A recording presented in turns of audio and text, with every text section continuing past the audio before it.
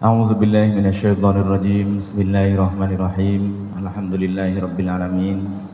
Allahumma shalli ala sayyidina wa maulana Muhammadin wa ala alihi wa sahbihi wa sallim ajma'in. Amma ba'du. Hadirin wal hadirat yang dimuliakan oleh Allah, puji dan syukur kita haturkan kepada Allah Subhanahu wa taala atas segala limpahan rahmat dan nikmatnya. Kita berjumpa fi sobihati yaumas sadisa asyara min syahrina Ramadhana, di hari subuh pada tanggal ke-16 bulan Ramadan. Berarti masuk sudah setengah lebih. Alhamdulillah puasanya masih lancar. Alhamdulillah tarawihnya lancar. Alhamdulillah rezekinya juga lancar. Alhamdulillah sehat semuanya. Dan mudah-mudahan nanti kita bisa menyelesaikan ibadah amaliyah Ramadan ini dengan sebaik-baiknya, amin ya rabbal alamin.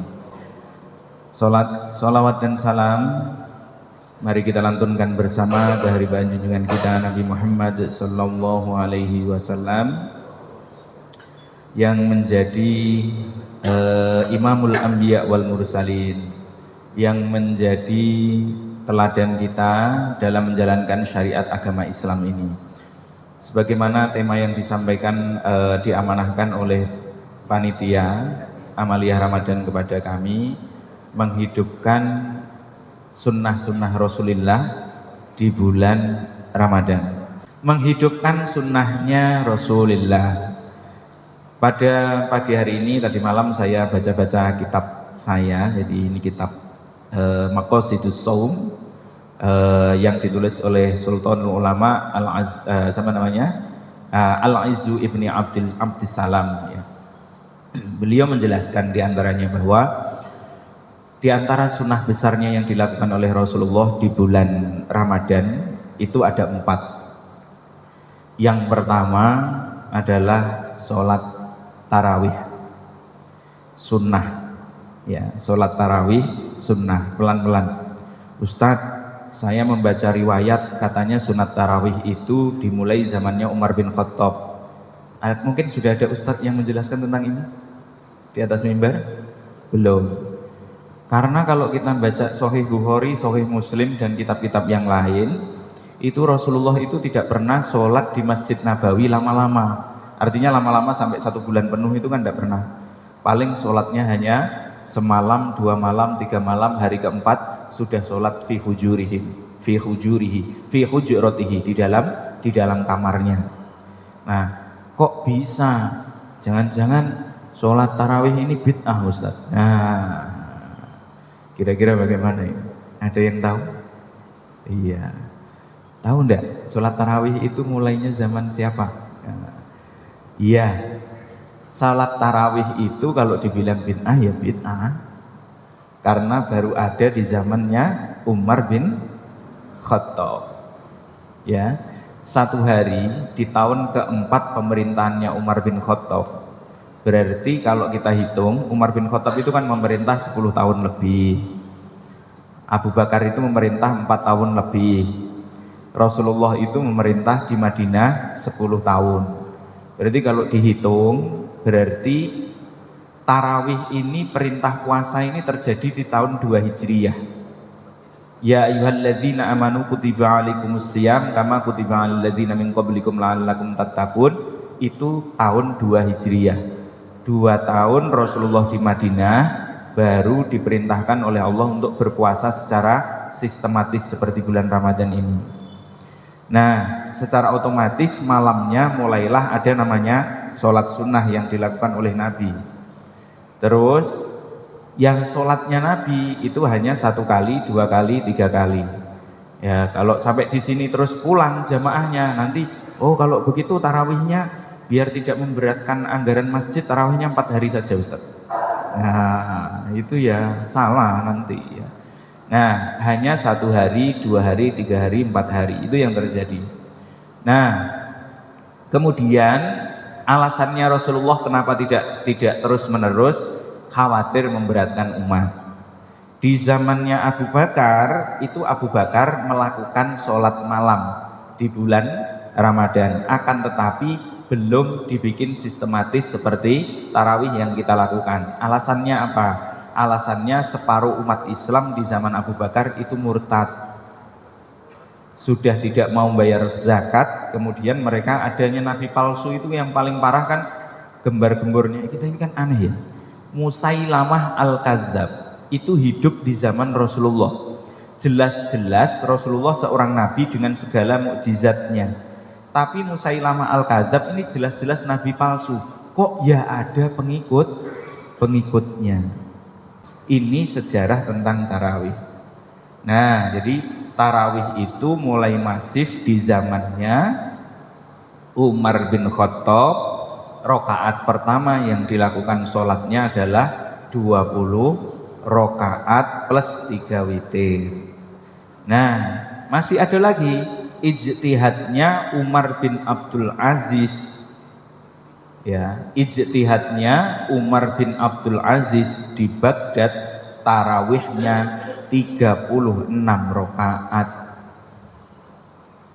plus 3 witir, berarti 39 rokaat. Ya dibuka-buka, bener ndak Ustadz Ali ini bicara gitu. Nah, itu pelan-pelan ya. Jadi sholat tarawih itu menjadi sunnahnya Rasulullah. Rasulullah memang tidak di masjid dari awal sampai akhir. Akan tetapi Umar bin Khattab adalah orang solih yang membuat hukum, yang membuat aturan, disunnahkan sholat tarawih 30 hari, rokaatnya 20. Terus kemudian siapa lagi namanya? Umar bin Abdul Aziz pakai 36. Orang Indonesia dan beberapa orang-orang yang lain memilih pakai 8. Boleh. Nomor 1 tentang tarawih. Nomor 2, sunnah yang dilakukan oleh Rasulullah adalah fi sakhaihi, di dalam kedermawanannya. Ra'aitu Rasulullah, kata Sayyidah Aisyah, sakhaun, beliau itu banyak mengeluarkan harta fi Ramadhan, di bulan Ramadan. Nah, sampai hatta qala ittaqun naro walau bisyikki tamrotin. Sampai Rasulullah itu menyampaikan, jangan sampai satu hari di bulan Ramadan itu tidak mengeluarkan sedekah. Terus jagalah dirimu dari api neraka minimal dengan sebiji kurma. Ya. Di sini kalau buka puasa pakai kurma apa jalang kote? Yang sunnah jalang kote apa kurma? Oh, dua-duanya. Enggak, kalau kita mau ngamalkan sunnah, buka puasa itu hanya air dan kurma. Saya juga enggak kuat kalau begitu. Kalau orang Jawa itu kan makannya harus pakai bakwan itu. Kalau di Makassar ketemu jalang kote, akhirnya double, bakwan dan jalang kote. Ini pelan-pelan ya. Jadi Rasulullah itu sangat dermawan di bulan Ramadan, apalagi untuk iftar. Bahkan satu butir kurma yang diberikan kepada orang lain untuk mengisi takjilnya itu sudah menjadi tameng dari api neraka. Makanya tips saya di antara hadirin wal hadirat yang dapat giliran untuk memberikan hidangan puasa, jangan lupa kurmanya. Oh Ustadz, saya es cendol, saya pakai es ini. Iya, tapi itu enggak sunnah. Iya, ya minimal dikasih kurmanya. Es cendolnya pemanisnya pakai kurma. Kenapa? Biar gulanya tidak terlalu berlebihan. Ya, glukosanya biar glukosa alami. Macam-macam kan kita bisa mix. Atau kurmanya disimpan di tempat-tempat kecil, setiap orang dikasih 3 butir, 3 butir, 3 butir. Kan kalau kita beli kurma yang khalas itu kan yang harga-harga murah kan dapat banyak. Kalau mau yang agak enak kan kita naik ke Sukari atau pakai yang tunis. Saya itu suka yang tunis karena kering ya, jadi dia tidak terlalu mengotori mulut kalau habis sholat atau ini habis maghrib belum gosok gigi kita langsung sholat, itu agak bersih dalam mulut. Nah, ya agak mahal sedikit. Rutop, nah rutop boleh, kurma yang masih basah. Nah itu ya, jadi bersedekah. Yang nomor 3, sunnah yang dilakukan Nabi adalah qiraatil Quran. Sudah ada yang khatam? Berapa kali? Alhamdulillah. Ya. Yang jadi ujian itu sebenarnya bukan jamaah, para ustadz. Ya, para ustadz itu di bulan Ramadan itu dibikin oleh Allah terlalu sibuk ceramah, tidak sempat baca Quran. Kasihan. Ya kalau dia hafal agak lumayan. Dari sini ke Petarani ya 1 juz, itu kan agak lumayan. Kalau tidak hafal setengah mati. Oh, anu saja Ustadz, dengarkan murotal saja. Bagaimana? Pakai intercom, jadi HP apa? Kalau pakai helm dikasih intercom. Nah ini juz 1, juz 2. Ya minimal begitulah. Sudah habis ceramah, mohon maaf ya, ceramah itu mirip konser. Orang itu kalau habis ceramah, bawaannya pengen entertain, pengen hiburan. Makanya banyak kalau kita mendengar, kadang-kadang mungkin hadirin ini ya kita share saja. Dulu saya pernah mendampingi seorang ustadz yang jam terbangnya luar biasa. Ketika beliau itu ke sana kemari, setelah ceramah naik mobil itu harus di-setelkan musik. Ya musiknya awalnya sholawat, nanti nah Rasulullah itu membaca Al-Quran, masih sempat membaca Al-Quran. Yaqra'un nabiyul qur'ana lailata ramadhana baina yaday Jibril wa marratan ukhra yaqra'u Jibrilu yukri'u Jibrilu amaman nabiyil Qur'an.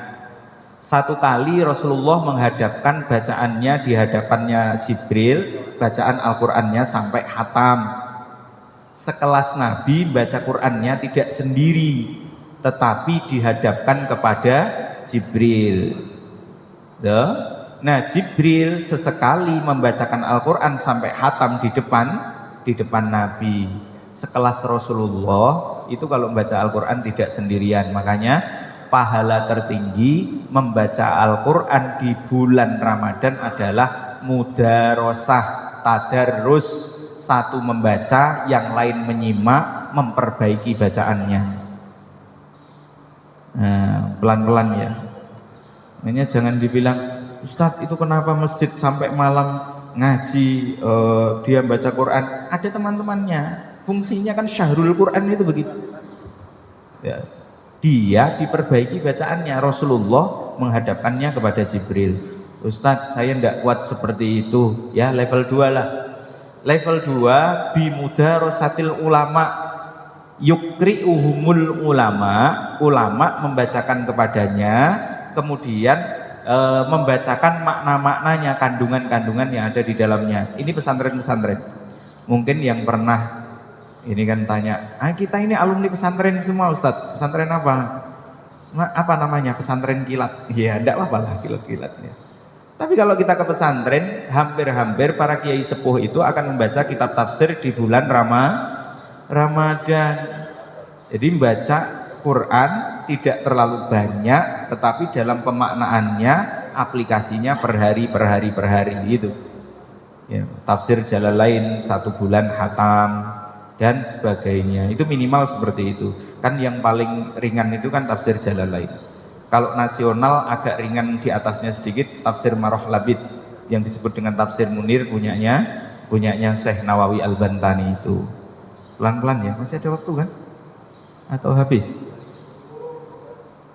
Iya, memang rileks. Saya tidak minta papan tulis karena biar rileks. Kita lanjutkan ya. Itu yang nomor 2, membaca Al-Quran pelan-pelan, kemudian dicari maknanya. Kalau tidak mampu, dibaca sendiri juga tidak apa-apa. Itu yang nomor 3. Yang nomor 3 membaca Al-Quran, apalagi kalau membaca Al-Qurannya pakai target, boleh 10 hari khatam, 20 hari khatam, atau 30 hari khatam, silahkan. Tapi jangan sampai lah Ramadan ini lewat tanpa ada dari 3 ini. Sudah tidak mendengarkan tidak menghadapkan bacaannya. Yang nomor 2 tidak memaknai kandungan dalam Al-Qur'annya. Yang ketiga tidak membacanya sampai khatam. Terus ada yang tanya, Ustadz saya tajwidnya tidak bagus, kalau dipanggil sama ustadznya lari-lari ya, disuruh belajar fasohah lari karena ustadznya galak, macam-macam lah. Memang guru tajwid itu harus galak. Kalau tidak galak ya tidak jadi. Sama seperti guru guru nahwu, guru sorof itu harus galak. Kalau tidak galak tidak jadi. Ya bagaimana orang belajar itu memang disiplin? Sama, ada sekolah itu namanya sekolah militan. Sekolah militan itu adalah sekolah-sekolah yang disiplin untuk mendidik orang-orang menjadi orang-orang yang kuat. Ya sekolah menjadi ABRI, kalau sekarang kan TNI, sekolahnya polisi itu ya harus tertib, gontor itu tertib. Tapi ada namanya sekolah inklusi. Kalau kita berbicara ilmu modern, sekolah inklusi itu adalah sekolah yang menerima semua bentuk muridnya, mau dia normal, setengah normal, atau dia disabilitas, atau difabel, mereka diterima. Di sekolah kami ada. Ya, saya mengabdi di madrasah yang ada militannya, saya juga mengabdi di sekolah yang inklusif. Ya, di antara beberapa kegiatan saya begitu. Nah, itu memang ya seperti itu kondisinya. Nah, umat itu memang ada yang belum membaca Al-Quran dengan baik. Itu dibela oleh Rasulullah. Rasulullah menyampaikan, man yaqra'ul Qur'ana fahuwa mahirun fihi. Barang siapa membaca Al-Quran, dia pandai, ahli dalam membacanya, dengan tajwidnya, fasohahnya dan sebagainya. Ma'a kiramil baroroh, dia berserta para malaikat yang mulia-mulia di sisi Allah. Al-kiram mulia, al-baroroh yang baik di sisi Allah. Waman qara'al Qur'an, dan barang siapa membaca Al-Quran, wa yata'ta'a wa yaqa'a, terbata-bata, alhamdulillah, enggak apa-apa. Fahuwa syakun alaihi, dan bacaan itu sangat sulit baginya. Falahu ajroni, kata Rasulullah, maka baginya 2 pahala. Maka siapa yang bilang mengatakan baca Al-Quran tanpa ilmu tajwid berarti dia sesat, dia yang sesat. Rasulullah sudah menyampaikan itu. Bulan Ramadan sebisa apapun kita baca Al-Quran, itu penting dibaca saja. Berat dibaca, ringan ya dibaca, ringan mulia, berat 2 pahala. Yang rugi di mana? Yang rugi yang tidak membaca. Hadirin yang dimuliakan oleh Allah, sunnah yang terakhir adalah iktikaf. Nah, iktikaful a'dham, iktikaf yang a'dham itu adalah Ramadhan kulluh, 1 bulan Ramadan seutuhnya. Allah itu memuji orang Quraisy di surat Al-Quraisy, li'ila fi Quraisyin. Lihatlah kepada kebiasaannya orang Quraisy, ila fihim rihlatash syita'i was-shaif. Olehnya dia melakukan perjalanan di waktu musim dingin dan musim panas. Iktikaf yang kedua adalah min sunnati Rasulillah ayya'takifal mar'u ashrul awakhir min Ramadhan. Beriktikaf 10 hari terakhir di bulan Ramadan. Disabdakan oleh Rasulullah yang diriwayatkan oleh Aisyah, kana nabiyyu idza waqa'a fi asri fi thuluthil akhir min Ramadhana ya'takifu fi masjidihi. Adalah Nabi itu ketika masuk di 10 hari terakhir di bulan Ramadan, sepertiga yang akhir, beliau beriktikaf di masjidnya. Wa ba'da tawaffahu Allah, setelah beliau diwafatkan oleh Allah, ittaba'ahu zaujatuhu, maka para istrinya mengikuti Nabi dalam beriktikaf. Berarti perempuan boleh iktikaf. Kurang dan lebihnya mohon dimaafkan. Wal afu minkum. Subhanakallahumma wa bihamdika asyhadu an la ilaha illa anta astaghfiruka wa atubu ilaik. Assalamualaikum warahmatullahi wabarakatuh.